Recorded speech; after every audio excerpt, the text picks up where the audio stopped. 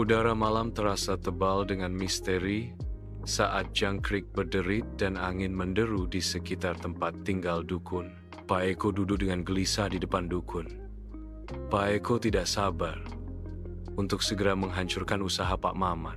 Dukun menyalakan dupa.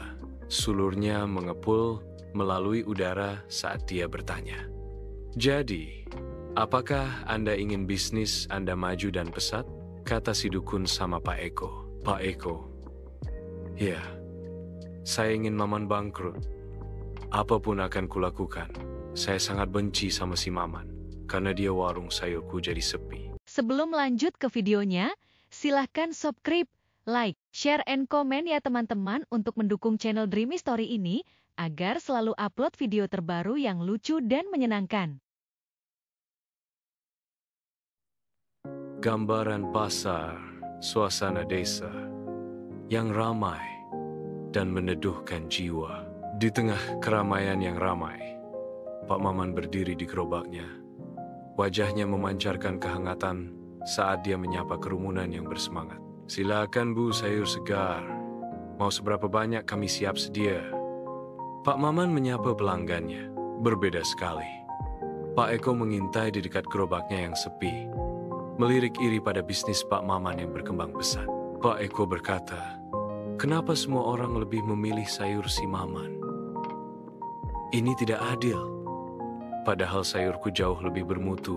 Kemudian Pak Eko berkata dalam hati, "Aku harus segera bertindak dan melakukan sesuatu untuk si Maman." Akhirnya Pak Eko memutuskan pergi ke dukun untuk menghancurkan usaha Pak Maman. Udara malam terasa tebal dengan misteri saat jangkrik berderit dan angin menderu di sekitar tempat tinggal dukun. Pak Eko duduk dengan gelisah di depan dukun. Pak Eko tidak sabar untuk segera menghancurkan usaha Pak Maman. Dukun menyalakan dupa. Sulurnya mengepul melalui udara saat dia bertanya. Jadi, apakah Anda ingin bisnis Anda maju dan pesat? Kata si dukun sama Pak Eko. Pak Eko, ya, saya ingin Maman bangkrut. Apapun akan kulakukan. Saya sangat benci sama si Maman, karena dia warung sayurku jadi sepi. Saya mau Pak Dukun membuat warungnya si Maman bangkrut dan semua pelanggannya beralih membeli baksoku. Kemudian Pak Dukun menjawab, "Tenang saja Pak, Eko itu gampang, tapi ada syaratnya." Pak Eko menjawab, "Memangnya apa syaratnya Pak Dukun?" Pak Dukun menjawab, "Syaratnya adalah kamu harus mempersembahkan bunga 7 rupa setiap malam Jumat. Kalau syarat itu dilanggar, maka kamu akan celaka." Kemudian si dukun itu menyuruh Pak Eko Baut mengambil tanah kuburan untuk ditaburkan di depan warung bakso Pak Maman. Pak Eko menjawab, "Siap Pak Dukun, saya akan laksanakan semua perintah Pak Dukun dan saya akan memenuhi semua syaratnya." Pasar desa ramai dengan kehidupan, sebuah suasana perdagangan dan komunitas yang semarak di bawah terik matahari. Di tengah kekacauan yang ramai, gerobak Pak Eko menjadi mercusuar, menarik perhatian banyak orang. Pak Maman mengamati dengan gelisah. Gerobaknya sendiri berdiri sepi dan tak dihiraukan. Aneh, sayur kita masih sama segarnya. Tapi kenapa semua orang berbondong-bondong ke Eko? Pak Maman bertanya-tanya. Suaranya diwarnai kebingungan. Pasti ini ada sesuatu yang tidak beres. Istrinya mengingatkan dengan lembut. "Bersabarlah, sayang.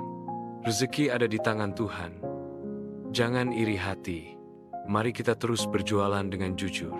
Dan Pak Eko pun berhasil melaksanakan niat jahatnya untuk membuat sepi warung bakso Pak Maman menggunakan ilmu hitam dengan menabur tanah kuburan. Pak Eko berkata, "Akhirnya aku berhasil membuat Pak Maman bangkrut." Dan Pak Eko merayakan keberhasilannya. Semua pelanggan Pak Maman merasa warung Pak Maman selalu tutup. Padahal sebenarnya Pak Maman selalu buka setiap hari. Namun karena diguna-guna ilmu hitam, semua pembeli beralih ke warung Pak Eko. Sampai akhirnya ada seorang pengemis yang datang ke warung Pak Maman dan meminta sepiring makanan. Dan pengemis itu berkata kepada Pak Maman, warungmu diguna-guna menggunakan ilmu hitam. Kamu harus bacakan Al-Quran dan airnya disiramkan ke area warungmu. Pasti ilmu hitamnya akan hilang. Setelah Pak Maman membaca Al-Quran, akhirnya pengaruh buruk terhadap warungnya tersebut hilang dan warung Pak Maman kembali ramai. Pak Eko pun tiba-tiba jatuh sakit dan sangat menderita. Karena kena balasan dari niat jahatnya yang dilakukan ke Pak Maman, Pak Eko kena balasan yang sangat pedih dan menyedihkan atas perbuatannya tersebut. Akhirnya warung bakso Pak Eko yang bangkrut karena sudah sepi pembeli. Hikmah yang bisa diambil dari kisah ini adalah jangan melakukan kejahatan pada orang lain dengan menggunakan cara kotor. Bersainglah dengan cara yang baik supaya kita mendapatkan balasan baik pula.